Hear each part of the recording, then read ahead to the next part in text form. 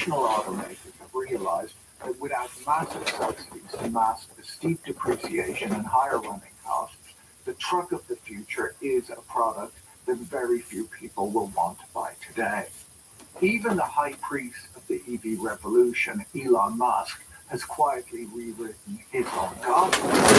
Here's the foundational myth of Tesla's valuation, with the promise that it would be selling 20 million cars a year by 2030, twice what Toyota sells today. But with sales hovering below 2 million units following 2 consecutive years of decline, that ambition has quietly evaporated. Even the most bullish analysts have stopped defending a target that would require the company to grow tenfold in just 4 years. The exponential growth story is now dead, and faced with a shrinking car business, the company has done what any corner tech firm would do. It pivoted to science fiction. The narrative has shifted entirely from shipping cars to developing humanoid robots, many of which will be shipped to Mars to work in colonies, and full self-driving software products that are perpetually coming next year, but conveniently don't need to be reported on a monthly sales ledger today.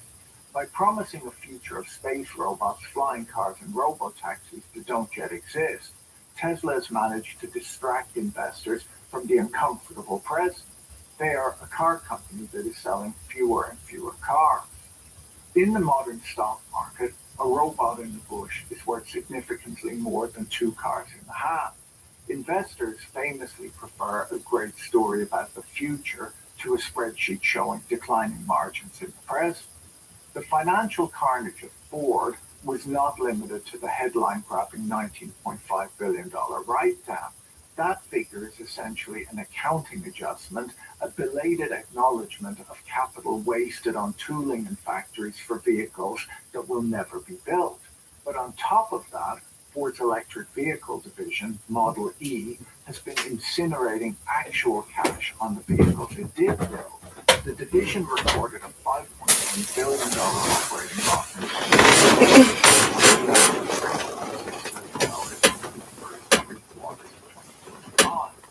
These losses are symptoms of a business model that fundamentally conflicts with the American consumer's non-negotiable demand for size.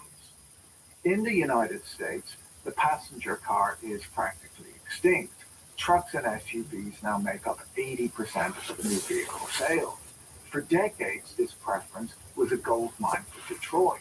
In the internal combustion era, the manufacturing math was compelling. Big cars cost only marginally more to stamp out than small cars, but they could be sold for significantly higher prices. As Ford CEO Jim Farley explained, in the gas-powered world, the bigger the vehicle, the higher the margin. Electrification inverts this logic. In the EV world, the bigger the vehicle, the bigger the battery you need to move it. Since the battery is the single most expensive component, scaling up doesn't increase your margins, it destroys it. As Farley noted, customers will not pay a premium sufficient to cover the cost of massive batteries required to haul a 3-ton truck across a state line. The result is a product that pleases no one. To achieve a respectable range, an electric truck needs a battery so heavy that it erodes the vehicle's payload capacity and efficiency. To keep the price affordable, the manufacturer has to eat a loss on every unit. The electric pickup truck, once heralded as the killer app that would win over middle America, has turned out to be an engineering contradiction.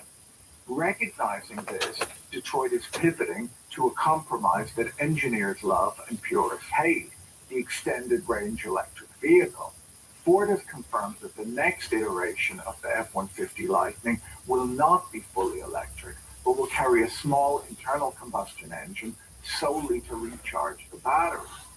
This is a tacit admission that for the heavy aerodynamic bricks that Americans insist on driving, the battery-only solution is currently a dead end. The fundamental problem facing Western automakers is that manufacturers are losing money on almost every single vehicle, while consumers remain reluctant to buy them.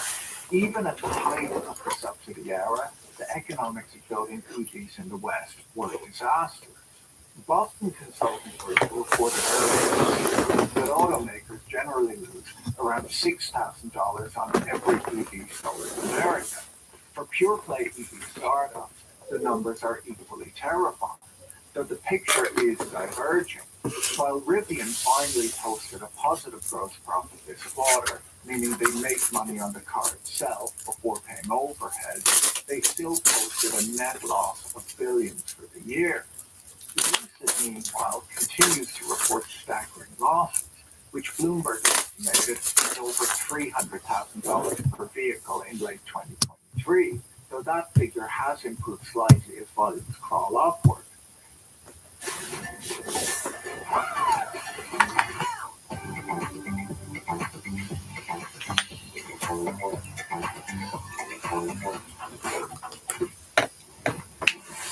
Today we're breaking down the top 5 reasons investors are watching McFarlane Lake Mining, trading as MLM on the CSE. The Juby Gold Project is now one of Ontario's largest undeveloped gold resources. The latest NI 43-101 shows 1.01 million ounces indicated and 3.17 million ounces inferred. It is a substantial Tier 1 asset with significant room to grow and expand its resource. McFarlane recently acquired the Juby Gold Project from Aris Mining, and after 5 years idle, McFarlane is reintroducing Juby to the investor, creating a get-in-early opportunity. McFarlane value-add plans involve resource expansion and definition drilling, coupled with study work to prepare for ore extraction.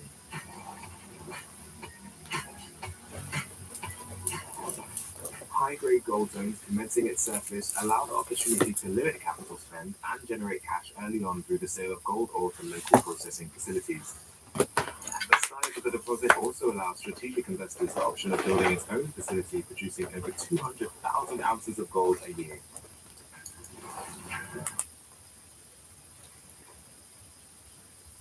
Hello, this is Shanoa. Now, regarding your question, you want to know if Charles is really waking up to stop doing drugs and sleeping with everyone.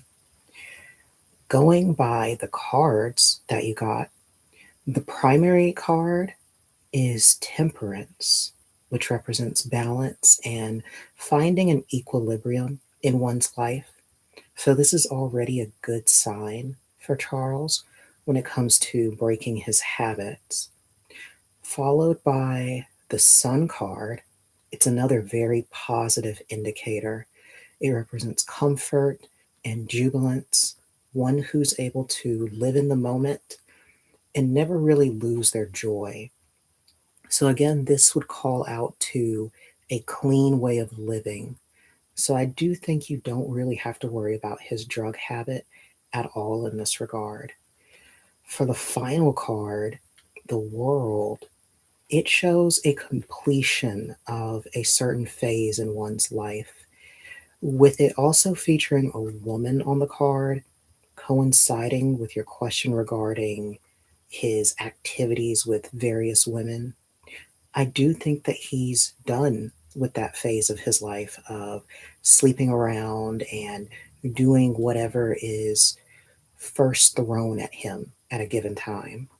So overall, this was a very good reading for your question. So I don't think you have to worry about anything when it comes to Charles. If you want further details on what the future holds for Charles, or maybe what futures are there for you regarding Charles, as well as options for you for upcoming trials or any of your own problems, give me a call or send me a message.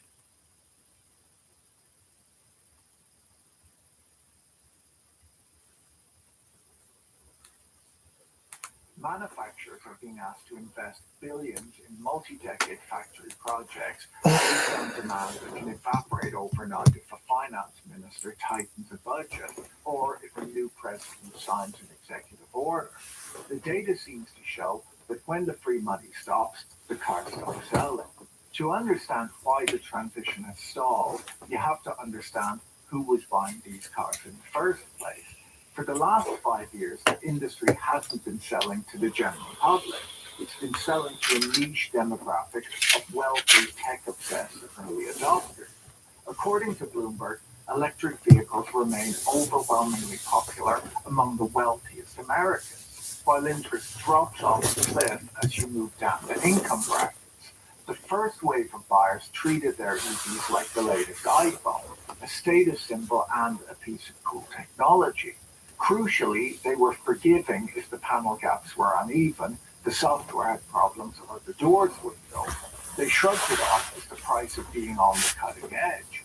These are people who view a car door that doesn't quite close not as a manufacturing defect, but as a quirky conversation starter. They treat their vehicles with the same forgiving attitude that a parent reserves for a toddler's terrible drawing.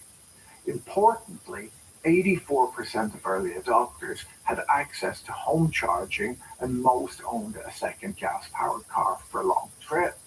The industry assumed that the next wave of buyers, the mainstream, would behave the same way, and they were wrong.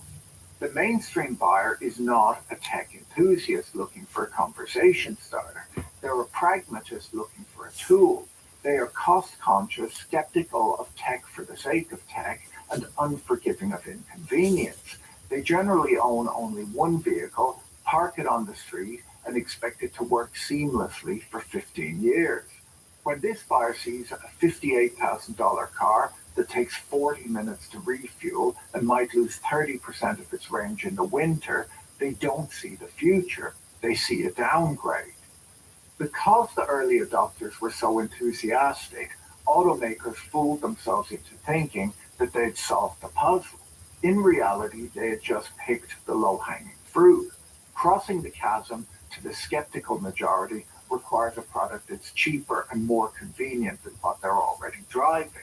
Right now, the electric vehicle is neither. Nowhere is the distinction fantasy and industrial reality more glaring than in Europe. On the surface, the transition looks like it's going well. This year, 1 in 5 cars sold in the EU was purely electric, a figure that dwarfs the adoption rate in the United States, where EVs account for around 1 in 10 sales. In almost any other industry, capturing 20% of a market in a decade would be a triumph. But for European regulators, it was a failure that required an emergency intervention.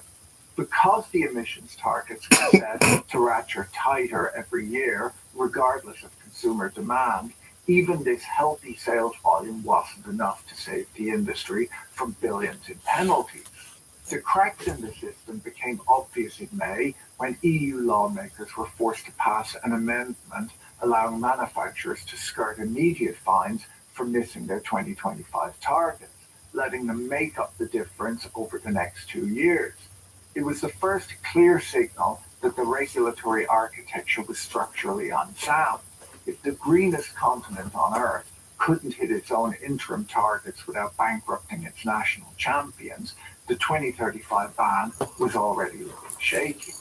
To survive the regulatory minefield, Europe's automakers have been forced into a humiliating ritual, buying carbon credits from their competitors. To avoid paying fines to Brussels, companies like Volkswagen and Stellantis have sent millions of euros to pure-play EV makers like Tesla and Volvo to pool their emissions data. From a strategic perspective, this is madness. European incumbents are effectively subsidizing the very companies trying to put them out of business. Every euro paid to Tesla for a carbon credit is a euro that strengthens a foreign competitor while weakening the European balance sheet.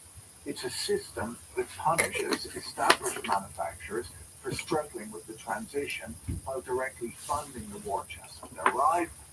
It's the corporate equivalent of paying your bully to stop punching you, only to watch him use the money to buy a baseball bat. Having realized that the 2035 ban was unrealistic, Brussels has now decided to redefine what ban means. In a classic example of EU bureaucratic gymnastics, the Commission has unveiled a plan to drop the target Hey. of 100% reduction in emissions. Hey, I'm good.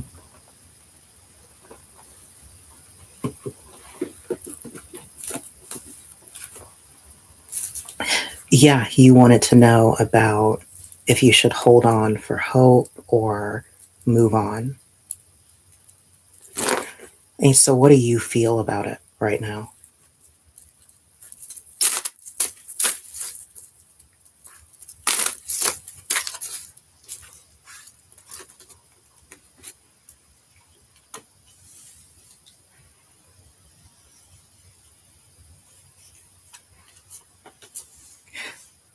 Well, I mean, like, I think I kind of touched on it, but things do look good for both of you in the future if you were to tackle this issue, but it would require like a very honest talk where both of you just lay it all out.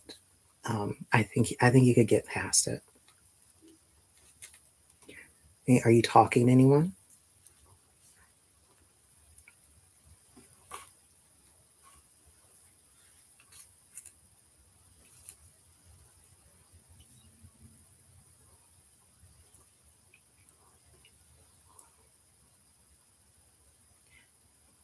I think that would be for the best. Um, as far as talking to other people, I see something good coming up with one guy, but it does seem like he will have a lot of baggage, a lot of drama circling around him, something involving multiple people. So I would be careful. How are you going to try to talk to people? Are you going to use like a dating app or? Yeah, that's probably what it's talking about. Definitely would have to be a little careful. I mean, but how are things for you right now?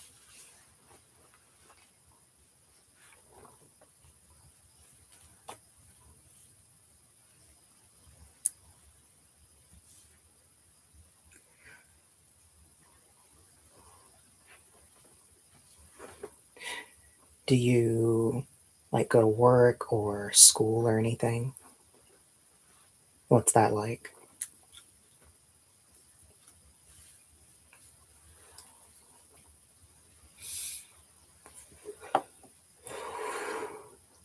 Grad school?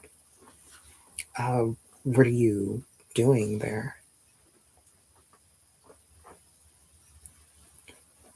Supervise of like a specific thing?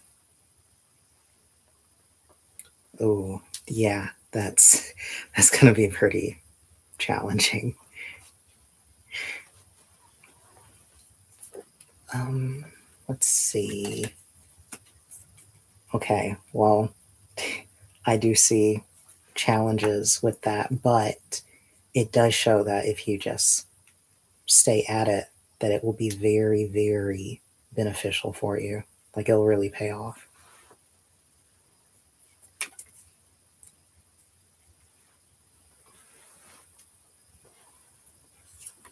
Let's see.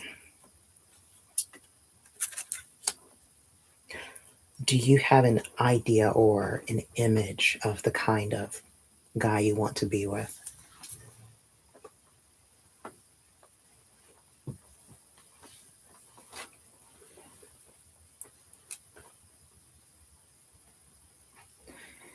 So it doesn't really matter if they have anything extra, like kids or anything.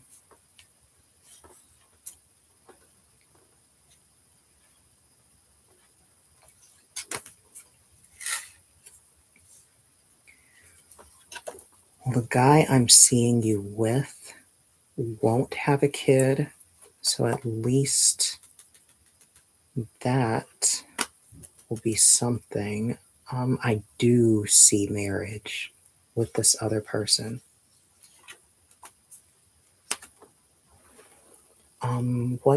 What was your birthday?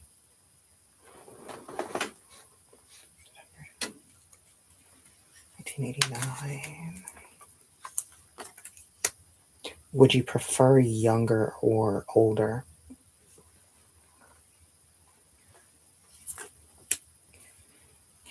It seems like they'll be younger.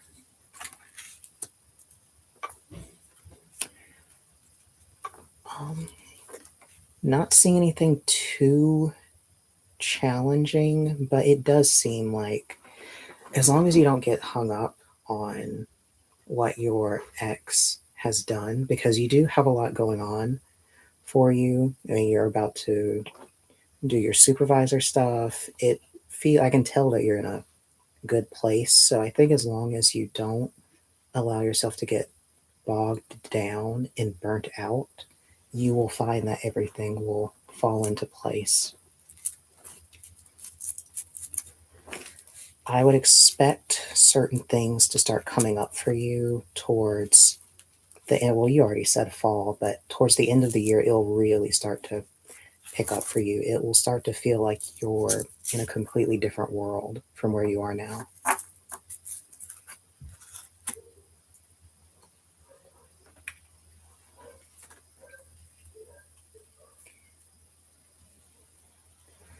He most definitely will. So, do you have an idea of how you'll deal with that? I would advise just remembering the kind of stuff that's happened now and kind of comparing how you feel now to how you feel whenever he comes back around, like your time having an absence from him, and just keeping that in mind.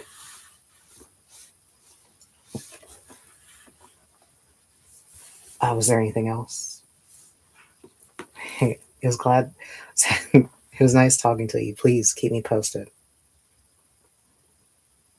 Bye.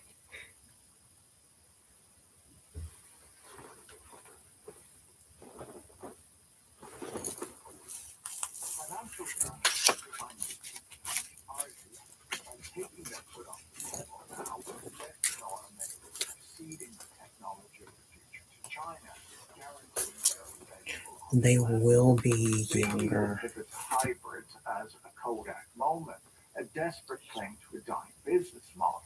But there is a more cynical and perhaps more accurate interpretation. You can only fall behind in a race if everyone is running towards the same finish line. 801? For the last 5 years, 801? the EV race was propelled not by consumer demand, but by government push. The moment the subsidies were removed in Germany, sales collapsed. The moment the tax credits vanished in the US, inventory started piling up. Rather than falling behind, Western automakers are likely just realigning with reality. They're pivoting from building the cars regulators wanted them to build back to building the cars their customers actually want to buy. The events of late 2025 mark the end of the inevitability narrative, even if the physics of battery efficiency and the imperative of climate change remain. For 5 years, the global auto industry operated on a timeline dictated by politicians rather than their customers, engineers, or economists. They tried to force a technological transition to happen overnight by flooding the market with subsidized capital and banning the competition. That accelerationist experiment appears to be stalling. The economics have simply become undeniable. In 2019, the average new car in the United States cost $39,000. Today it costs over $50,000, meaning that consumers are already feeling squeezed. Even with the federal tax credit, the average EV still commanded a premium that mainstream buyers were rejecting. A looming threat to the EV industry is the cost of fuel. Big tech has entered the energy market with an appetite that makes the auto industry look small. With OpenAI, data centers that will consume 23 gigawatts of power in the next 5 years, or the output of 23 new power stations. Is planning similar build out. The electric vehicle is about to enter a bidding war for electricity against the world's best funded companies. If EVs have to compete with data centers for grid capacity, the era of cheap home charging may come to an end, dismantling the last remaining economic argument for going electric. The transition to net zero has been indefinitely rescheduled. The world is now backing away from the edge of the electric cliff. According to Bloomberg, Plug-in car sales in the US are expected to plunge 30% in the final quarter of this year to the lowest since 2022. For next year, they're projecting little or no growth due to the removal of federal EV tax credits and the weakening of US fuel economy and emission standards. The British government has insisted that it will not dilute plans to shift all vehicle sales to electric vehicles starting in 2035. I think we can expect to see more shakeups in Europe in the coming years as more and more influence flood into China. Ford told the FT that they reject the idea that they botched their EV transition, saying that the losses were driven primarily by unrealistic optimism across the industry about consumer demand for EVs. Andrew Frick, the head of Ford's petrol engine and electric businesses, told the reporters that they are looking at the market as it is today, not as everyone predicted it to be 5 years ago.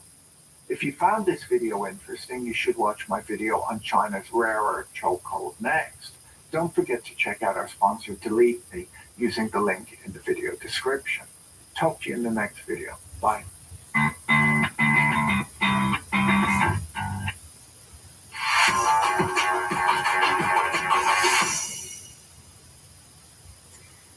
Welcome back to Sarah Gonzalez Unfiltered. So, with the release of the Epstein files, it's been quite the interesting turn of events from the Democrats. Because remember, before the release of the Epstein files, they were like, Donald Trump is a pedophile. We don't have any evidence to prove that, but we're still going to say it because you guys won't release the Epstein files. Free! And then they released it, and it turns out, now, if you're watching mainstream media, you're not going to see this information.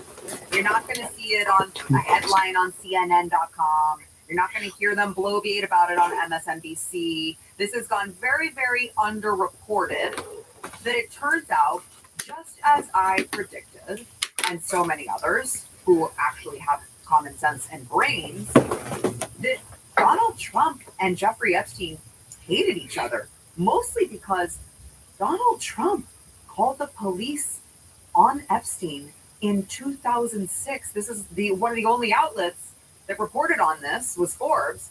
Trump reportedly called police about Epstein in 2006 and said Ghislaine Maxwell was evil. Now, again, I realize that the document drop was last week? But now we're finding all of this out.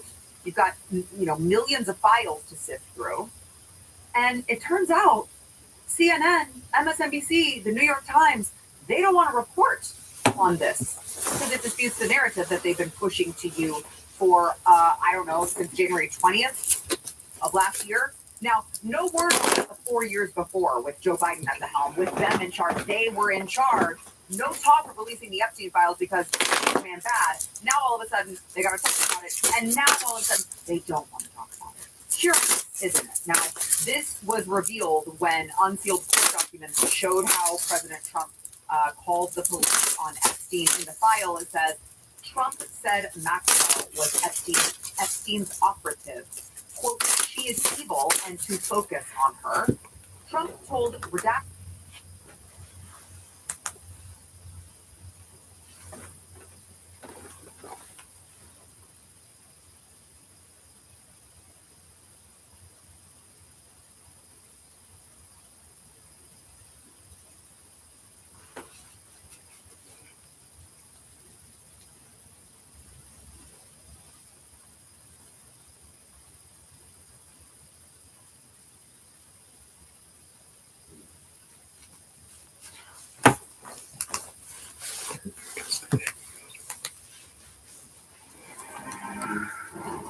I think the total airtime is kind of fascinating. I've probably done 1,000 cripplers in my life, maybe more. This is a trick that I do to warm up for a double. It shows what my front arm does when I land, and I'm realizing I don't like the way that it looks. And judges like when you have really nice, smooth style. And this helps me slow it down and reconfirm that I have good timing, I have good pop, I have good line, and then it'll give me the confidence to take that next step.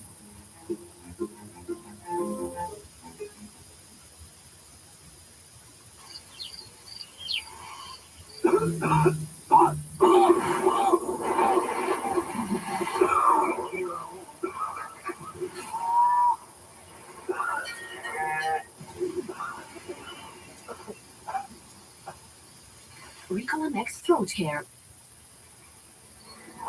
A liquid center with powerful menthol for a fastest throat relief. Ricola.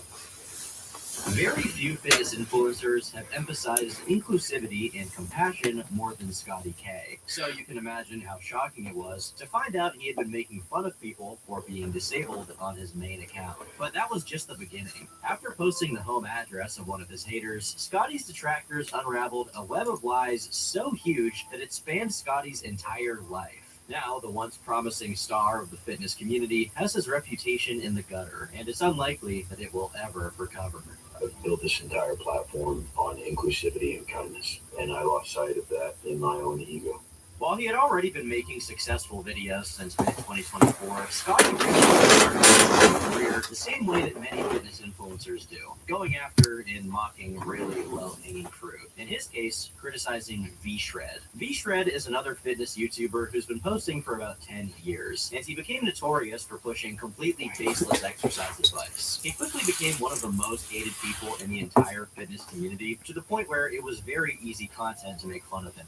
One of the biggest mistakes for women who want to lose weight is eating cortisol-triggering foods. What? One of the biggest mistakes for women who want to lose weight. Cortisol? This is the problem. This is the problem. While some people took issue with how performative Scotty's reactions to V-Shred were, he ultimately was given a pass because what he was saying was true. V-Shred himself would continue to be a motif in his content, to the point where the first autofill result on YouTube for Scotty K Fitness includes V-Shred right after. During the summer of 2025, Scotty became one of the most recognizable and beloved fitness creators on all of TikTok. Whereas many people in this genre are noticed purely for how jacked they are, Scotty had a few things to set him apart. Firstly, he has a giant mustache. Secondly, he had some serious life experience. He had been deployed to Afghanistan, he was a former police officer, a former firefighter, and he had spent some time working as a bounty hunter. All of this contributed to the sort of tough guy persona his brand was built on. But at the same time, he didn't take himself too seriously. He made silly cooking videos. Making meat pies. Pay attention. 100 grams of white onion in the bowl. 10 grams of garlic. It's fine. Get a skillet. Lightly spray with olive oil. Sweat your veggies. Why do you suck? And he shared the more nerdy parts of his personality, like his obsession with Fallout. It went so far that his entire home gym theme was based on the game. And there was some actual substance to his content. He placed a large focus on progressive politics and being a sort of father figure for his audience. For example, in this video, he teaches them how to shape their face. What's up, kid? Mind if we talk? I didn't have a dad to teach me how to shave growing up. Let's talk about it. Wash your face. You may spend a long time wondering what kind of man you're supposed to be without a father to guide you. And that's okay. One of the top comments reads, "I'm a 25-year-old man finding comfort in this. I never had a father figure and have always felt lost." Between his weight loss and fitness journey posts, as well as his collaborations with other beloved fitness creators, he exploded in popularity, reaching 4 million followers on TikTok. He was so popular, in fact, that companies began sponsoring him, including Rise, a well-known energy drink company. But Scotty had a problem on his hands. You see, if you build an audience by doing whatever that audience would want or expect you to do, you sort of lock yourself into pandering to them. Eventually, you may find yourself doing things out of your comfort zone, just for the fact that you think your audience will like you more for it. Of course, this tends to lead certain content creators into making unwise decisions. And that's how Scotty took the first step toward his ultimate downfall. As a reaction to the recent shootings involving ICE, he decided to make a video to denounce ICE, Donald Trump, and anyone who supported them, which got almost 30 million views on TikTok. While Scotty had always been somewhat left-leaning,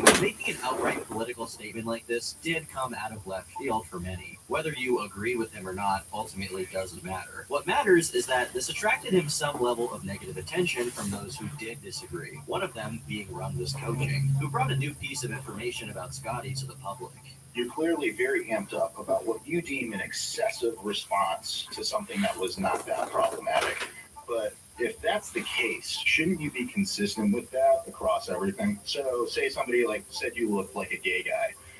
and then you doxed him, his job, his address, and his entire family. Would that be something that was too excessive? Rundus's claim here is obviously extremely serious, and if he hadn't provided proof, it's likely he would have had a serious problem on his hands. But as it turns out, he did have the original video of Scotty archived. Scotty opens by saying that he has no problem with receiving hateful remarks, as it's something every creator deals with. What he says he does have an issue with is homophobia. He then highlights a comment reading, "You look like the gay brother on Ozarks that gets pounded by the FBI agent." But what Scotty does next is undoubtedly over the line. And something else you may not know is that I'm a former bounty hunter. So, Nick, welcome to Real Life Consequences. Your middle name is... You were born in September of... Oh my god. The last 4 digits of your phone number are... You're a journeyman welder at your UA local. You've been there since February. And hey, that's some pretty good money, which probably is how you afforded that 3-bed, 2-bath house on where your HOA dues are around $264 a month. It's pretty pricey. This video is titled Real Life Consequences, a phrase that would soon become bitterly ironic. The fact that a simple mean comment was enough for him to post the address of this commenter, where the man's children also live, was seen as a few steps too far. While it's not exactly a call to action, Scotty did have a lot of followers to whom he broadcast all of this guy's information, as he simultaneously calls him a homophobe. And the worst part is that, although this is the most high-profile instance of Scotty doxing someone, it wasn't the only time he had done it. During that same month, January of 2026, just a few days later, someone in his comment section said, "All that mustache and still uses pronouns," with a clown emoji. Scotty responded, firing back with an insult at first. But 14 minutes later, he posted this commenter's full name, along with even more information. "Found you, paralyzed from the chest down with a failed YouTube and an obsession with 4-wheelers and motocross. I wonder how you sustained a spinal cord injury. Drifting in the snow looked fun though." This comment officially broke through Scotty's persona. Now, not only was he doxing his critics, he was also making fun of said person with that information for being a paraplegic. Multiple times, Scotty had gone out of his way to make videos with his disabled sibling, Wesley, wherein one of the main focuses was statements about how bad it was to marginalize people with disabilities. "Stop using the R word," he writes. "Here's why. Most people use that word to describe them or someone else being stupid, without stopping to consider how harmful and hurtful the word is to those with intellectual disabilities." The top comment on this post reads, "We made the right guy famous, people." But just a few months later, Scotty's actions had now totally betrayed the image he built for himself. And it wasn't just his haters who had a reason, but also his own fans. This betrayal of his public image would ultimately cost him his sponsorship with Rise as well. Effective immediately, Rise is no longer affiliated with or represented by the individual involved in recent controversy. We are aware of comments made by this prior affiliate that were hurtful and inappropriate towards individuals with physical and mental disabilities. While Scotty had previously maintained silence on this issue, now that it was affecting his bottom line, he knew he had to say something. And with one of the main criticisms against him being that his beliefs were ultimately performative, it's not a surprise that this video was seen as more of the same. For days now, I have been lying to myself. Saying things like, I'm a good person. Done a lot of good for the world. It's all bullshit deflection to keep me from taking responsibility for my own actions. I've built this entire platform on inclusivity and kindness. And I lost sight of that in my own ego. Scotty's empty sniffs, deep breaths, and watery eyes ultimately did very little to convince the audience that he was sorry for his actions. This is so performative, bro. Get on with it. Just a theater kid with a fitness platform. Stop deleting comments, buddy. You didn't even explain what you did. You only apologized because your sponsors are dropping you. While I don't think that Scotty completely faked his emotions, it seems like he's coming from a place of realizing that he's overstepped his boundaries, and now he regrets it. He wants to go back to being the silly TikTok fitness guy as soon as possible. possible. If his apology had been more convincing, that actually could have happened. But once people dug into his past, they began realizing that with or without this event taking place, his career was probably doomed from the start. While the internet was eating Scotty alive, he posted a new message to his Discord server. He first reiterates his apology, but then states that the situation had earned him some real-life consequences. He claims a few people had showed up at his family's home, forcing them to skip town. Meanwhile, internet sleuths began digging into Scotty's past. They quickly found that Scotty wasn't his real name. In April 2025, he had filed to change his name from Matthew Scott Kramer to Scotty Knox Flynn. Now, this wasn't exactly something he was hiding. He had posted an explanation for what happened long before the controversy began. Some of you already know this, but my parents suck. My mother abandoned me when I was 14 and she was a drug addict. I met my father one time, who was also a drug addict, and he didn't know my name. I haven't spoken to my mother in about 16 years. I still carry a lot with me from my childhood. The abandonment issues and generational trauma, and the same last name. I'm getting married on September 20th of this year, 2025. And I don't want to give my wife that same last name. Seems simple enough, right? Well, this video is from July of 2025, but as I said before, he filed for his name change in April. But you could excuse this with the fact that the process was only finalized in July, and maybe he only said he was about to go do it for the sake of a punchier TikTok. He then goes on to talk about his time in the Army and how it informed his name change. Scotty is not my real name. Story time! When I was mobilizing to Afghanistan, I got a chance to train with some pretty cool guys. And the training kind of sucked. So to keep morale high, I did a bunch of stupid accents. One of their favorites was the Scottish accent, which led them to start calling me Scotsman, and then Scots, and then Scotty. So Scotty stuck. I learned a lot about myself in Afghanistan, who I was and who I wanted to be.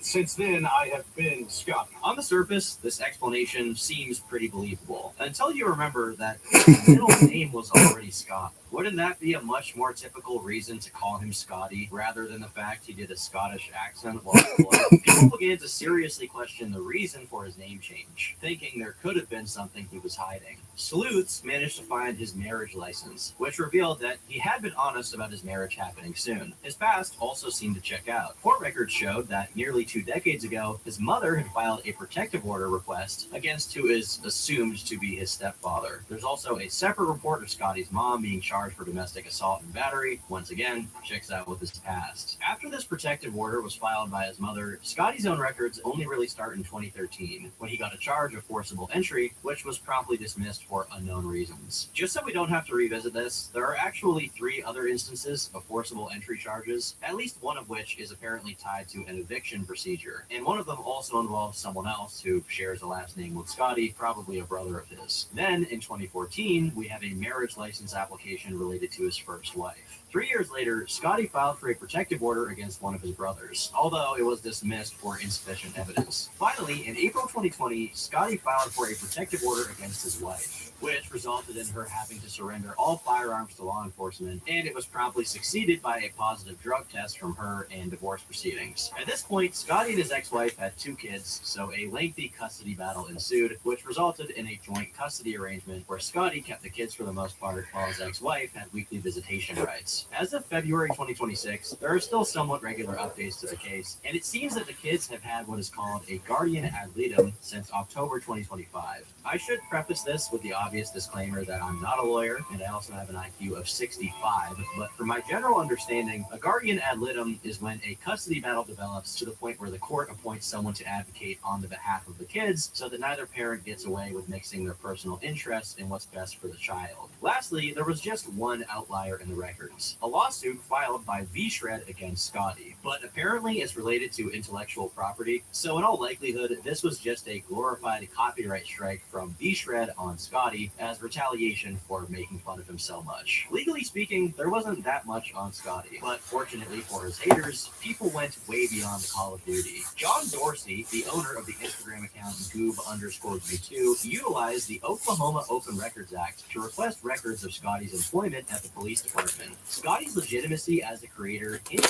very hard on the professions he spoke about occupying. From being a soldier to his supposed bounty hunter career to him being a first responder or farming as a cop, being a firefighter, all of these things really help to build the image people had of him online. So if someone managed to find out that his time as a police officer wasn't all he had cracked it up to be, it would definitely do some serious damage to his reputation.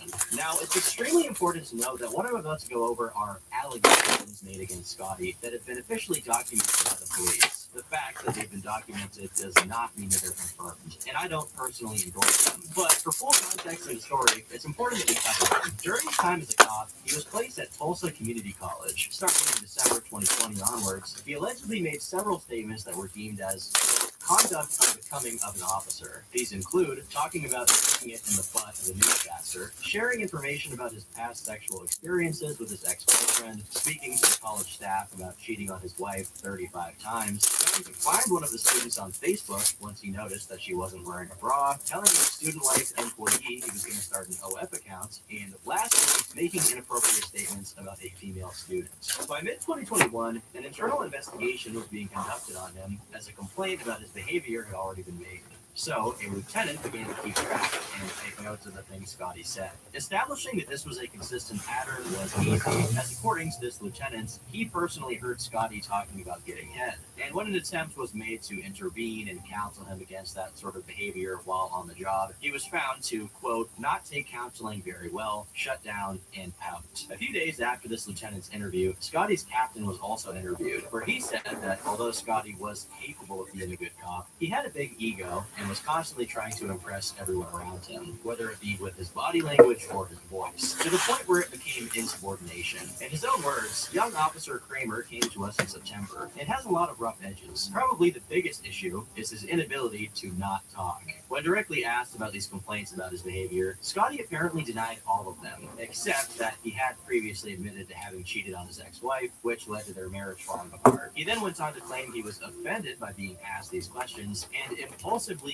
quit his job, which seems to confirm that he doesn't take criticism very well and will react emotionally, as was described by his captain. Interestingly enough, while he was quitting, Scotty is recorded as saying, I appreciate you being professional, and there has not been a breakdown in communication, but I'm not going to go through with allegations of that. I've dealt with those types of allegations, as you know. I'm not looking towards building a pattern of allegations, so no thank you. There were a few more interesting pieces of information coming from these documents, such as his captain saying that Scotty was never career military, as his deployments were as a contractor, although at this point it was unclear what his job as a contractor was. Due to how many videos Scotty had posted talking about being deployed to Afghanistan or posts of him in military clothes, some people immediately saw this report and assumed it meant that Scotty had lied about having served at all. I'd personally say that Scotty does go a bit overboard with the tactical LARPing on TikTok. He plays fast and loose with the truth, often interspersing references to having been in the military for 11 years, with recent photos of him taking part in the Oklahoma Governor's 20 Marksman competition. This does not mean he doesn't have any legit experience working with or for the military. It just means that he carefully exaggerates just as much as he can without losing the plausible deniability of having lied.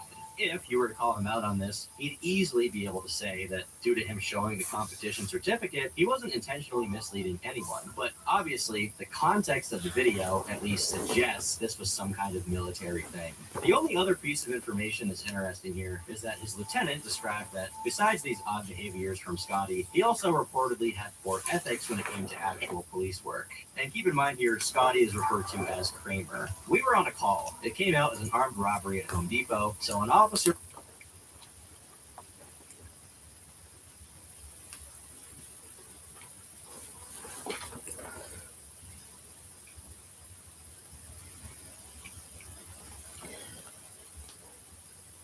Hello. This is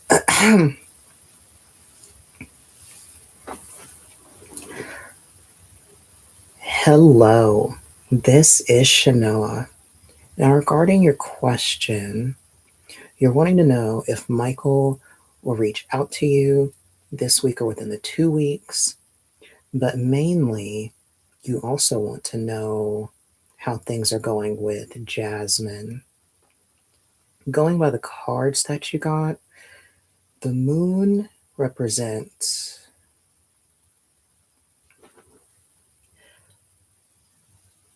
hello. This is Shanoa. Now, regarding your question, you're wanting to know if Michael will contact you, and you're also curious if things are going well with Jasmine. Going by the cards, the moon is a good representation of where Michael is currently. He currently is still struggling to fully understand what he really needs in life, as well as his own sensibilities when it comes to how he treats people and what he views as valuable in his life. With 10 of Cups, I'd say that that does represent his current state with Jasmine, where it's currently in an idyllic honeymoon-esque phase. But the Nine of Wands is very interesting since it does indicate that despite whatever present happiness or comfort he's enjoying, there's still a significant block in his mind. Something isn't allowing him to fully invest in his current connection with Jasmine. From my interpretation, this will fuel some need for him to reach out to you again within that suggested time frame, since it does seem that he's slowly reaching that point where he comes to realize that what he thought he wanted with this current girl isn't actually hitting the right spot for him. So I would expect him to contact you within that allotted time. If you want further information about what to expect from Michael, as well as more particulars about what's going on between him and Jasmine, you can give me a call or send me a message.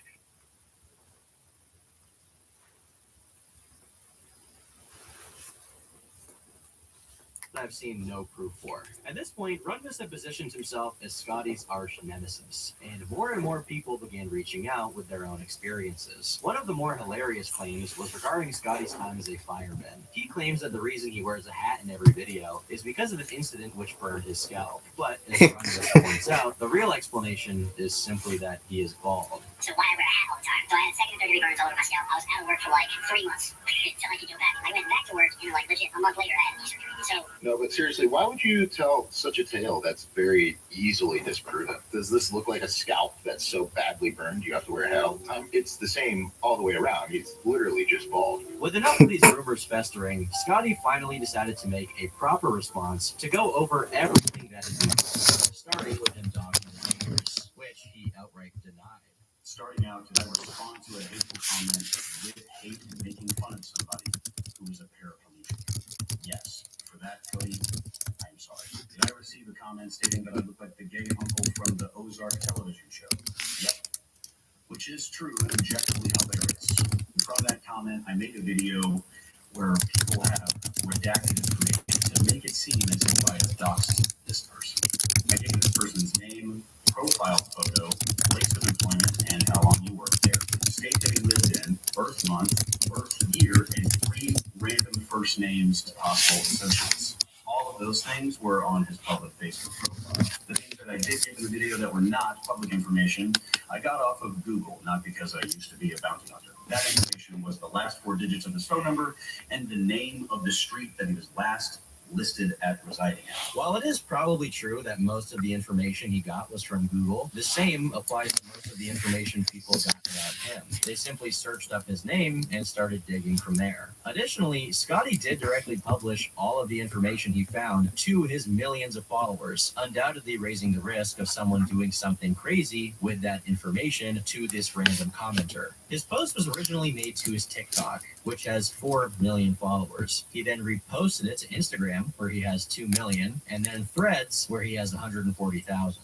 This brings the exposure up to at least 6 million people or more who could have seen this guy's private information. It wasn't some lapse in judgments, it was deliberate. On top of that, while he tries to play off the bounty hunter thing as a joke, the things that I did in the video were not public information. I got off of Google, not because I used to be a bounty hunter. Based on the original video, he was being serious. And something else you may not know is that I'm a former bounty hunter. But this isn't the only dishonest thing he does in his response. Let's take a look at how he addresses the claim about people showing up to his house. And most of this started as in response to the ICE video that I made. And whenever that video went live, I did start getting death threats. And I've gotten death threats before, so I handled it the same way I did last time, where I called in a watch order on my home. Usually it's just internet trolls. When I called in that watch order, I was in the airport about to step on the plane to go to New York for a charity organization. As many people pointed out, this is true. He did call the police. But what he neglects to mention in this video is that he stated on his Discord that people had already showed up to his house, which is kind of a strange thing to leave out here. And of course, he makes sure to humble brag that he was going to a charity event instead of just saying he was going out of town. For a charity organization. Now, after addressing these things, he moves on to talk about the findings in the police documents, as well as the rumors that he had committed some kind of sex offense. People started throwing around allegations. And what they're referring to is that 9 years ago, in my previous marriage, I had an affair with a woman who had previously been dating a cop. They just broke up. I had 3 consensual sexual encounters with this woman, once in her new apartment when I helped her move, once at my home while my wife was at work. I was a bad husband. And the third at a part-time job an hour outside of town when I was working security at a construction yard as an off-duty law enforcement officer. Afterwards, she told me that she still loved her ex-boyfriend and she was going to get back with him and tell him that we had slept together. The day after that happened, I was asked to leave the department. I was fired, which makes sense because it's a cardinal sin to sleep with another cop's girl. Again, I sucked. Well, this story definitely could be true. It once again reeks of the humble bragging he usually does. I mean, if he was involved with another cop's girlfriend, wouldn't that be brought up in all of the HR interviews conducted about his poor conduct? Isn't that literally the kind of thing human resources exist for? Besides this, he is at least being consistent in denying the claims that he was inappropriate at his job, which is something he also did while being... Hello, this is Shanoa. Now, regarding your question, you want to know, how does your partner feel about you? Going by your cards, the primary card of the moon being reversed shows that they still have a lot of digging to do when it comes to understanding you and understanding what they want exactly from you in a long-term sense. So it does seem like both of you do have a lot of work in that area as far as fully understanding one another. The Three of Cups does signal that they do find you as being someone very fun to be around and someone that they can be with in a social setting and everything is elevated. So they do seem to show a lot of value in having you around in their daily life and activities and special occasions. Nine of Wands being reversed does show that there does seem to be a blockage, which does feel connected to the moon in some ways, where there is a bit of a personal blockage between one or both of you personally that is hurting the bonding process.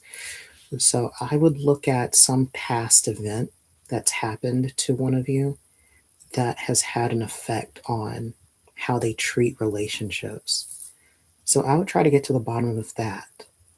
If you want further information on what this might be, whatever this blockage is in one of you, as well as your compatibility ratings with each other and the future between the two of you, you can give me a call or send me a message.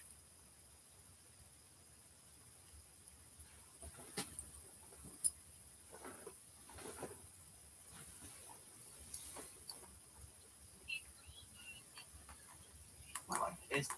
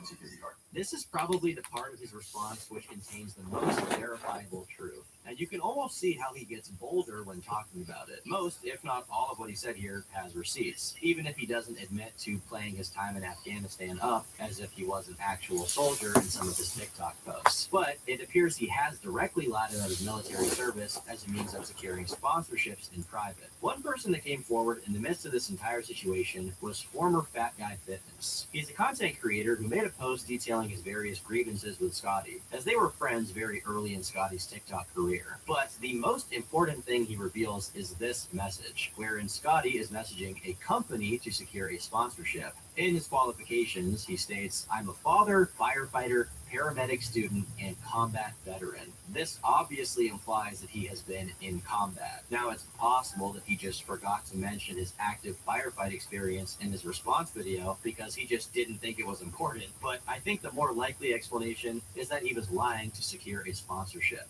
After this, he circles back to his time as a cop in Tulsa, and at least here, he outright admits that some of the things claimed were true, bringing up him talking to other cops about fellatio or trying to get some college girl's Facebook. Although he says that this was pretty common behavior for cops. He doesn't mention the claims he was eavesdropping or the claim he was trying to intimidate and provoke people, but he does say that he made an HR complaint about his captain and his lieutenant, and he puts a long string of text on screen. Although I can't personally confirm that this HR complaint is legit and dated to before the complaints about his behavior started, it's worth remembering that the complaints about him started in December 2020, and it came not just from his captain and lieutenant, but also from fellow coworkers and TCC staff. So I highly doubt that this was a concerted effort from a few higher-ups who were out to get him. Regardless, this is what his complaint said. I would like to start this narrative by stating that I do not believe the CTC Police Department is inherently a bad place to work. However, during my time at Metro Campus, under the supervision of my lieutenants and my captain, I have found myself in a toxic, unhealthy, awkward, and unbearable work environment. As I come into work, I barely speak to my teammates in the Metro Campus as a result of this feeling. I am treated differently as an outcast or unequal. My police officer counterparts do not respect nor speak to me for reasons I do not know. On multiple occasions, I've been talked down to by the lieutenant. I have heard her speaking about me negatively and derogatorily to someone on the phone with her office door shut when she thought that no one could hear. I have heard the captain speak to the lieutenant in his office, saying things such as, "He's a savage pig in a round world." Continue to write down all issues. That way, when and if he goes to the chief's office and complains about being picked on, we can say, "No, here's why." Metro Campus is an island, and all the other campuses can fall into the ocean for all I care. In this HR complaint, he is indirectly confirming that he was indeed eavesdropping on his captain and lieutenant. But beyond this, there's just no way to verify that these things were said about him or not. After this, he complains about the department's lack of commitment to certain limitations of his work hours due to him being a full-time father of two, and that although the captain was more cooperative, his lieutenant went out of her way to inconvenience him whenever she could, even in small ways like making snide remarks towards him or giving him incomplete instructions to tasks that would make him take longer. Honestly, it could be that he's telling the truth here. It's not as if Scotty is the only slightly dysfunctional person who managed to become a cop. But ultimately, there's no way we can tell who was more in the wrong here. The rest of the video is a lot of him retracing and giving extra details about his time as a cop or his time in deployment. So I'm going to summarize the parts that aren't related to that, as we've already gone over that stuff. First, he shows pictures of the burns he suffered as a fireman, as well as the disability checks he got for the burns. And although this stuff is helpful to establish the severity of his medical issues during that time, it doesn't make his story about why he wears a cap any less hat. He probably does just wear a hat because he's bald, and I don't blame him for that. The day the Reaper comes for me, get ready for a whole new line of beanies and hats because I'm going to be needing them. Secondly, he addresses the claim that his coaching business is a scam, saying that he's always been open about having other people do the actual coaching in his business because he can't personally handle every client. Because I haven't seen any credible claims that he's gone out of his way to mislead people about the nature of his coaching, I'm inclined to say that he's not actually scamming people. Because if he were, it would have already come out given how much people hate this guy. In his response, Scotty mentions that people have been calling him V-Shred 2.0 because of this, but it's not as if his criticisms of V-Shred were focused on the mere fact that V-Shred sells coaching, so I honestly don't think that's applicable to him. Lastly, he talks about his public wedding registries, where he sets things up so fans of his can send him donations and gifts, which is something that some people took issue with, describing him as an e-beggar. However, I think especially in this day and age. Everyone who's a content creator has a decent brunt of their online existence revolved around donos and things of that sort. So unless you're going hard in the paint and sympathy baiting people into donating to you, I don't think it's fair to turn this into an issue. What is interesting, and perhaps the most fitting send-off to this response, is that he makes fun of people who were fixating on trying to get him to shave off his huge mustache, claiming that he had already shaved it a week and a half prior of his own accord, and not because of anything that was happening online. But as per a tweet shared by Rundus, this was provably false, which just brings us back to Scotty's tendency to lie about small, pointless things. So I had already kind of pointed this out when I said that Scotty still had his mustache in his apology video, but he said in this response video here that he shaved it a week and a half ago. Well, here's even more proof of him lying about absolutely stupid things, because he still has the duster when he is at a presentation on the 29th. So why are we lying about the date on which you shaved your mustache, Scotty? In May of 2025, Dr. K, who I would describe as a therapy and mental health YouTuber, did an interview with Scotty. And despite the fact that this took place long before any of the controversies, there's a point in the interview where Dr. K manages to break through the discipline is everything coach persona of Scotty and draws some real sincerity out of him. Yeah, but the valuation of yourself doesn't carry weight. I can't value myself enough to feel better about who I am. My value is not intrinsic. It's not something I get to decide. It's something that is given to me based on who I am and what I do for others. I believe that. I know that's not a great look, but I believe that. It's ironic that he couches this admission with, "It's not a great look." Seemingly everything for Scotty is partly about how it looks for others, which is why he so frequently resorts to socially engineering how other people see him. The only problem with that is, when you lie that frequently to impress people, it doesn't matter how small the lies are, you will get caught. When you're uncomfortable with yourself because of whatever internal issues you may have, people tend to strongly project what they want to be perceived because they're insecure. But this shouldn't come up as a surprise to anyone. If you keep up with the commentary coverage of online fitness figures, you'll quickly find out that a lot of these guys are screwed up in one way or another.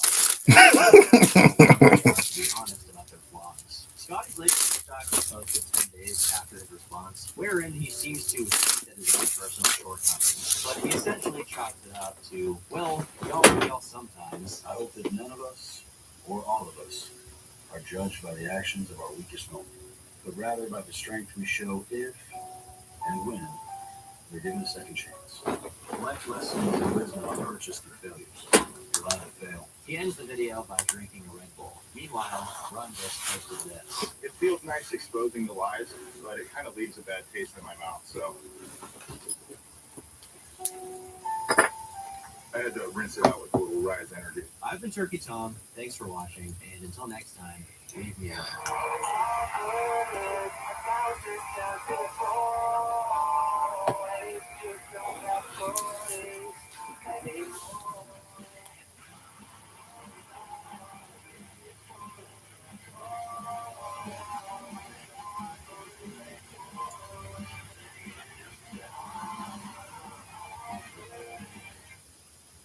I moved your meeting, and your car will be here in 5. Perfect. Look at this little beauty I found in the garden. Nice steak, Chris. Hey, whoa, what is that? Oh, and your Alexa Plus. She's not living here. That is full-on AI. I'm gonna roll buddies in the next mission.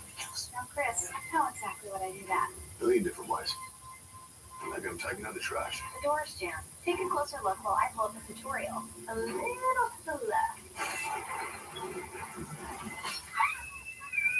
You're a widow. Right. Oh, what about this? Looks like rain. Closing cover. Hold your breath, Chris. The package I sent you is here. Little sheets. Let me light a fire. Look, Chris. Your car's here. I gotta go. Love you. Let's look you a massage and a cinnamon scrub. We can do that. I feel the cinnamon scrub.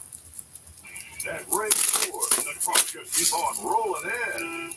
We've got truckloads. Yep, truckloads of brand new 2026 Ford models of life. If you've been waiting for the perfect time to buy, this is it. Low interest rate. rates, Ray Ford discounts, Ford rebates? You betcha. Head to Ray Ford, serving families since 1911 and proud of it.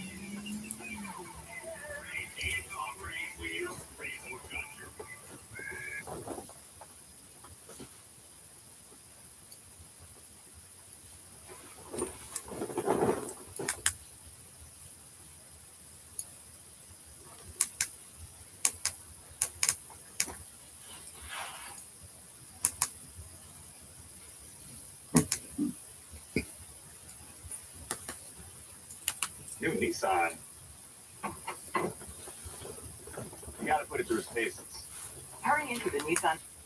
There's a new time standard for the move. Rust versus C++ is boring. The real third option is Cherry. Your Cloud RAM might become a clever algorithmic illusion. NPM isn't ready for what's about to hit them. Imagine the best compilers end up being non-deterministic. Let's talk about what 2026 is going to look like.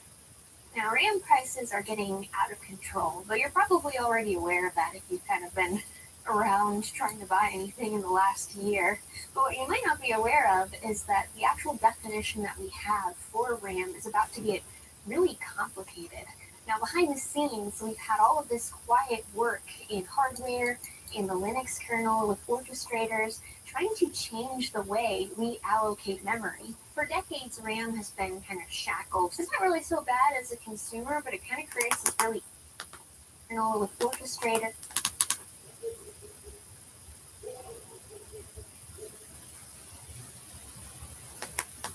Trying to change the way we allocate memory. For decades, RAM has been kind of shackled. It's not really so bad as a consumer, but it kind of creates this really irritating problem for hyperscalers.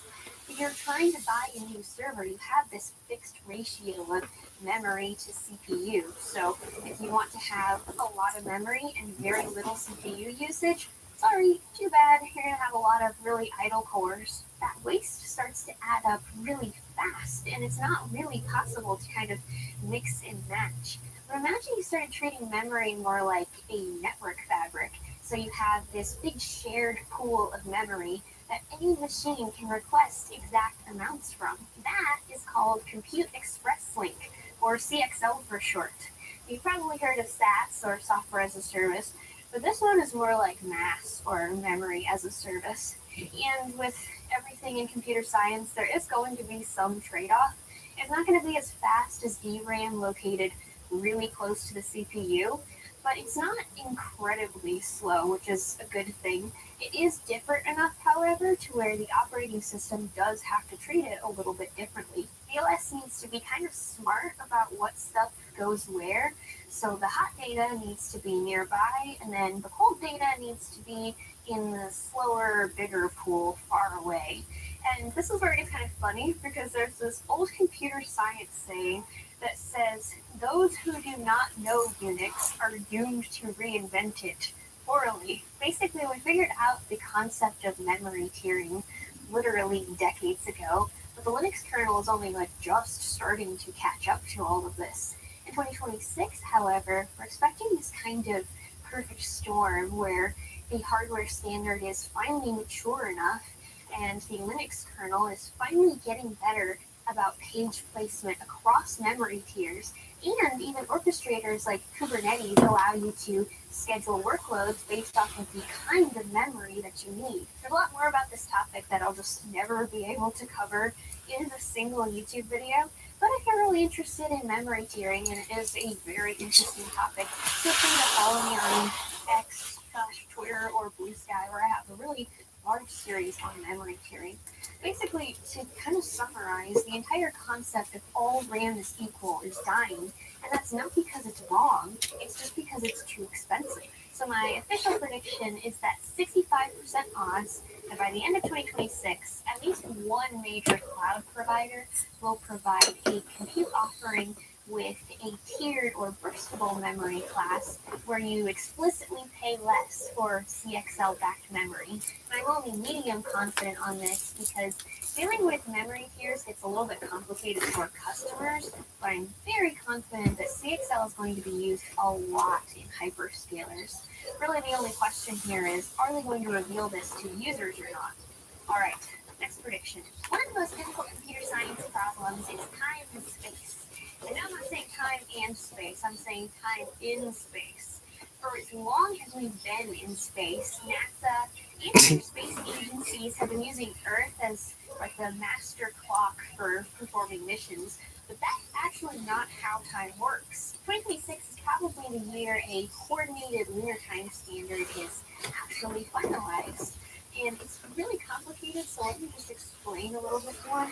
Because of general relativity, moon time actually runs at a different speed than Earth time. Technically, that means we need to be dealing with time scales rather than time stamps plus offsets, because the moon runs just a little bit faster than we do on Earth. So Earth runs a little bit slower because we technically sit in a deeper gravity well. So the moon runs about 56 microseconds faster than on Earth, which doesn't sound like a huge difference, but it actually makes a really large difference for computers and trying to keep synchronization. Whoa, hi, Grease. I'm encroaching on your territory. You have to remember that we created the definition of a second here on Earth. The international standard is based off of cesium clocks. So all of this is from our perspective of time here on Earth. But a second is going to be different here on Earth than it is a second on the moon. This is going to be a really big mess because soon we're going to have really large satellite constellations on the moon, like LunaNet, for example, and we're just going to have increasingly large amounts of compute on these. It might kind of sound far-fetched right now, but can you imagine debugging a race condition where the bug is the flow of time itself? You might be wondering how NASA did it in the past with Apollo and subsequent missions. The answer is that they cheated, actually, because they had this kind of concept of smart Earth, dumb moon, where as long as you kept constant communication between Earth and the spacecraft, then every single command from mission control is basically sending the correct timestamp and kind of resetting that drift. Anyway, there's been kind of a lot of pre-work done in this, but nothing has been super officially published and standardized, which is why I give 80% odds for an official implementation strategy being published for a coordinated lunar time as an operational standard. Fun fact that NASA is supposed to have a deadline of December 31st, 2026. But I argue there's kind of a non-zero chance of that slipping with the current presidential campaign and such. All right, next prediction. Wow, that's bold. Oh, I think it's a whale.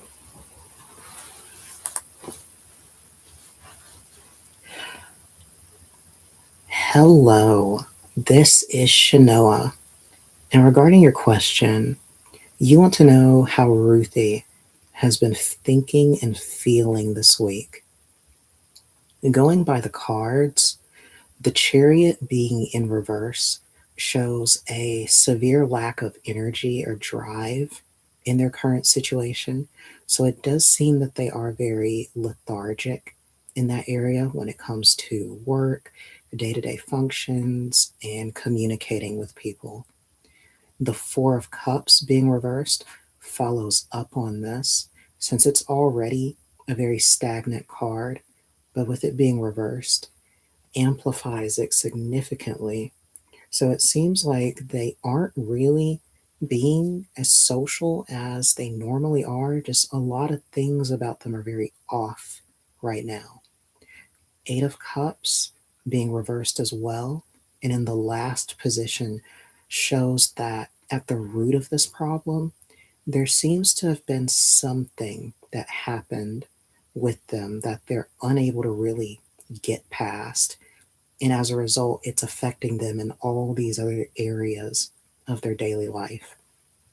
And if you want details on what this problem could be exactly, as well as what the future holds for this person, you can give me a call or send me a message.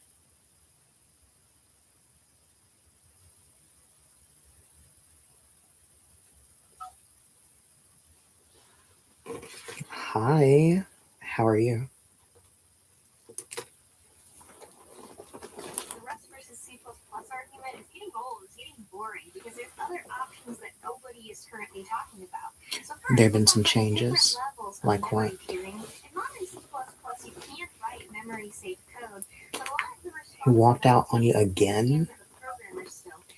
He broke up again? What is going on?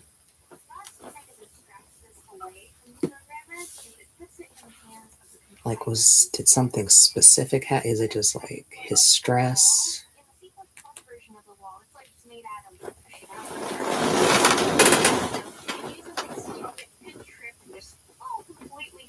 It was over stupid stuff. It's kind of like the wall is made of glass. You're not just going to trip and fall through the glass wall. It's going to stop you. But you could theoretically take a hammer and... He didn't like it because the dog was on the bed. Like turning off all safety features. Terry is something that's even one step above that. Oh my god. The wall is made out of concrete. So no matter what you do, you can bang against the wall as much as you want. You're never going to be able Yeah. Terry uses this kind of idea. You're giving me flashbacks because I have family members that are just very weird about animals. Philly's just trying to find any reason to walk out. Yeah, that's the main issue, is it just seems like he's looking for something.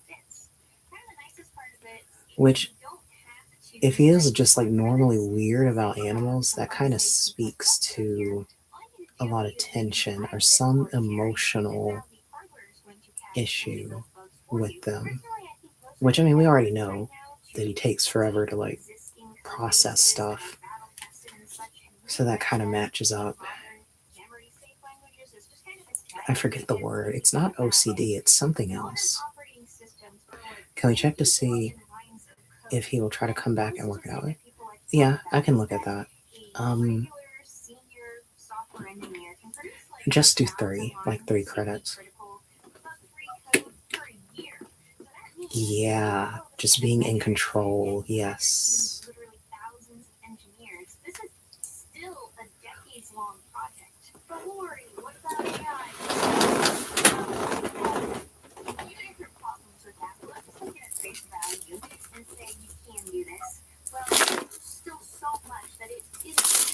I feel like just telling him that we can't give us some time a month, and he just needs to get his stuff in here.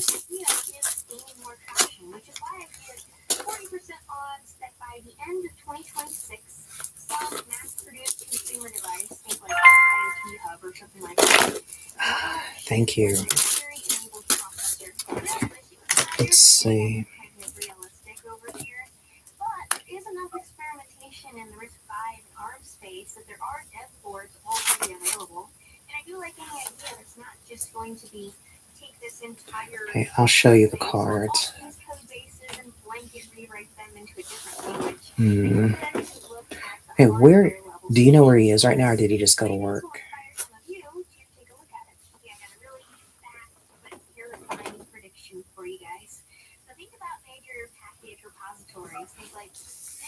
At a family wedding. Okay. Oh yeah. Primary card. And another cousin's wedding. Are they like always getting married? Yeah. His main card is represented 3 of wands. Shows him at a midway point where he needs to make a decision of whether to progress forward or stay where he is. So he's definitely still wrestling with that. This is an important card, is Judgment. This one represents a lot of past stuff coming home to roost in a situation or between people. So it does show that all the issues between the two of you are still like compounding in the background. Like they're not really getting processed. Like you're not getting over the hill yet. He just keeps holding on to it. The secondary major card ended up being the High Priestess, which with that, I see a lot of things. The first thing would be him needing to understand what it is he even really wants in his situation or a relationship. So it does seem that there's a mismatch there, but I also see you, of course, because you are, you're making strides in the stuff you're trying to do, like work and education. So it's like a duality of this woman is doing, all the right things. So it's like, why am I still so frustrated with this person? And the final ended up being the Four of Wands. So that's 6. Well, they both mean the same thing. But with Six of Wands, it's more pronounced, is that there's a strong desire of wanting to find joy and jubilation in one's life. Like, there is a clear desire, especially on his part, since he keeps going to these weddings, that he definitely wants to be happy. He keeps leaving the house to have a good time, which is kind of fundamentally warped if he has to keep ditching you or like getting mad at you and then going to find entertainment outside, which I feel like we talked about that before, is like finding a way to like have a good time with him to like better the bond. It just seems like it's very hard with him because it doesn't seem like he's comfortable with you for some reason. I mean, everything you've listed, it doesn't seem like there's something particularly lacking. I mean, the only thing that pops out is like the finance stuff that you've brought out. So I guess that makes me want to wonder, what does he really want from a woman?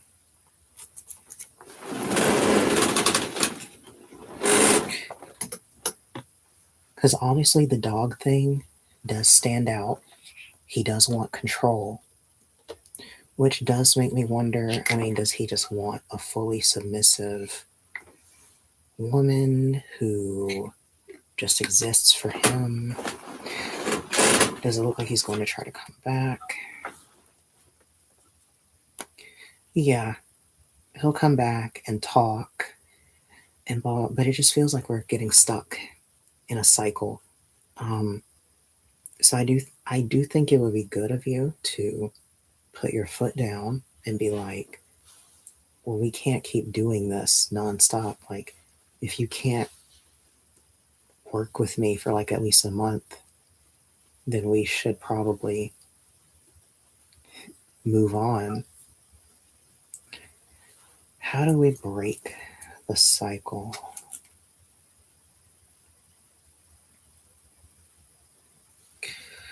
Seems the recommendation through the Knight of Swords is mainly just saying to lay it all out to him. I think that giving an ultimatum would be good, but if you're going to do that, you might as well also just go ahead and take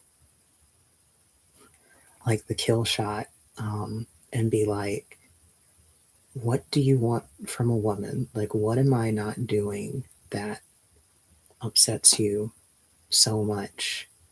And just try to get him to like say it, because he holds it in and it just comes out in other ways. So it's like he might as well just say it.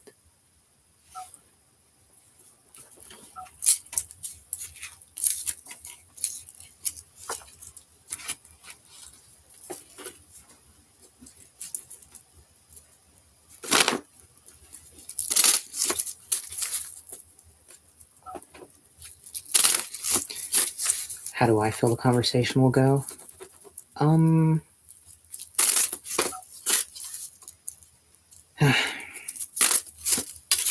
Ultimatums are just never fun. We can look at it. I just ultimatums just usually they're not very pretty. I don't. Yes, he definitely won't like it. I mean, we live in an age where I don't know. It just feels like ultimatums just go really bad. I feel like they made more sense back then. I could look at that in detail. We could just do 3 credits.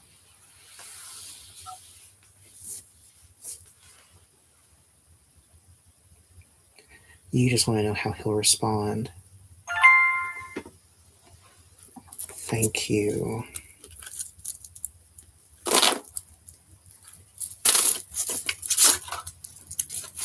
Okay, with this, I'm going to essentially tell you how he'll answer. Great. Okay. His initial response will be anger, indignation, immediately like talking to his folks on speed dial. He'll be like, I can't believe you. He'll bring up something about his family. He will try to retreat from you. Will probably leave the house again or find another reason to like not address this.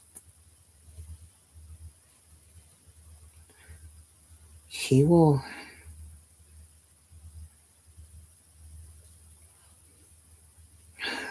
this is really annoying.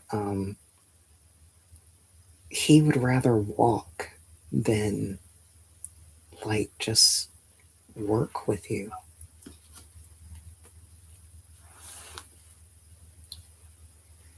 Okay, so basically he's going to respond to it very badly. He's going to like walk away. Yeah, it'll push him away more, and by the final card, with it literally being the devil, it would go to some pretty bad places.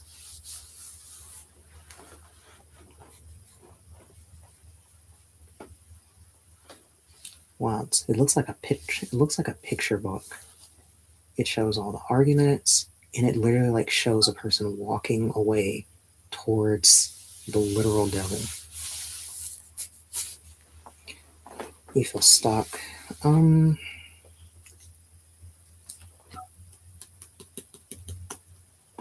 What do you do? Well, for your card, ended up being, oh my god, 6 of Swords, which is a mirror, because I didn't show you the cards for him, but it's oddly a mirror to a cup card of the 8 of Cups. If I were to like show them both, but they both show like someone moving on from something. So it's signifying that you should at least mentally, emotionally should kind of put it on the back burner and let him do what he's going to do and not let it disrupt what you have going on, which I know the house makes it difficult, but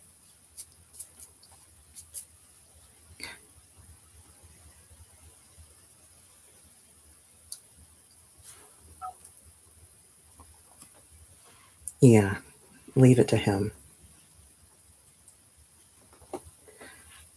Because even if he were to leave, if things play out the way that they do, I mean, it would not go well for him. So if anything, he would just be making things worse for himself. Is he going to want to be with me again in the future? Yeah. But it would still take work.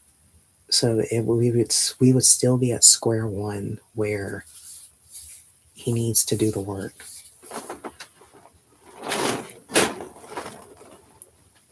Did it lag? I think it lagged on me.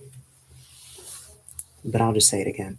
You'll kind of just be back at square one again.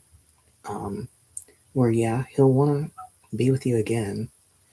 But you'll still be at square one again where he will need to do the work to make it work with you, no matter when or where he does it.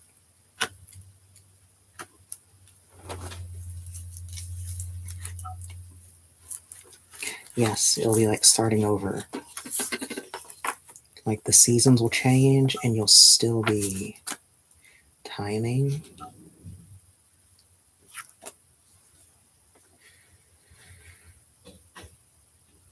Timing for when he will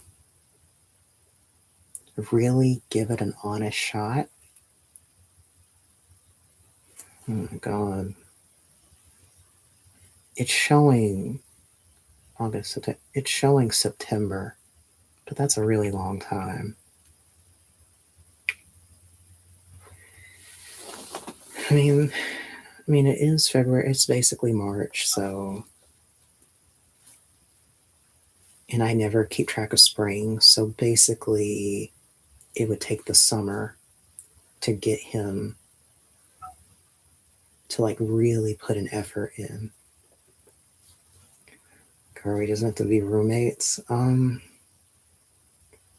There's many such cases, actually.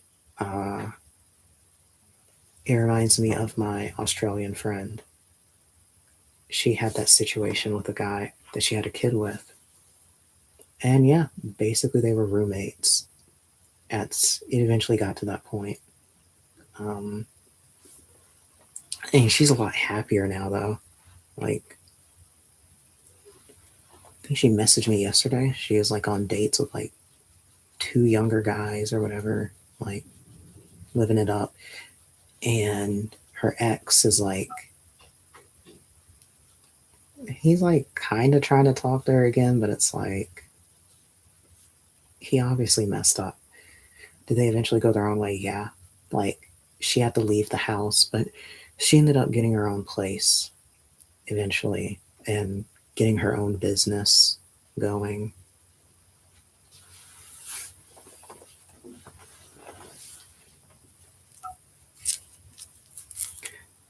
Do you think T is going to realize it? Yes, he is. I wouldn't even have to look at anything to know he'll think that. Yes. It's like a man's like strongest attribute is regret when it comes to women.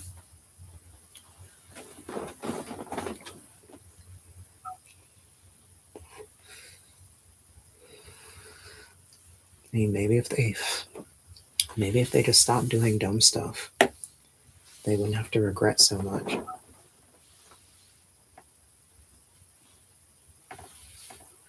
Is it going to take him like forever? How old is he again?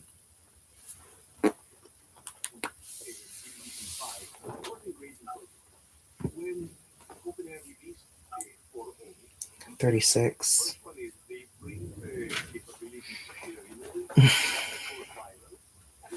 It's really hard for people to change by the time they're in that age range.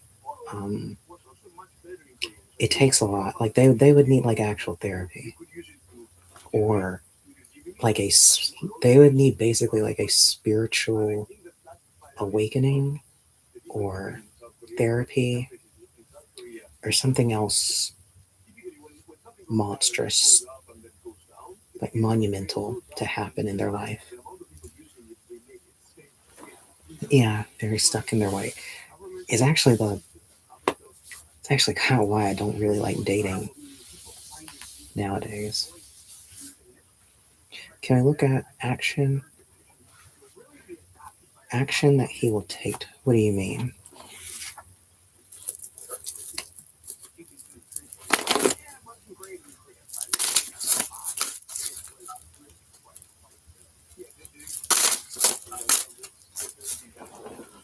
I cut out. Oh, I was just asking, what do you mean by will he take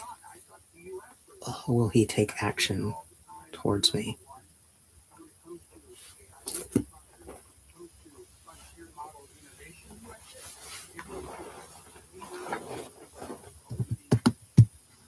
I'll stop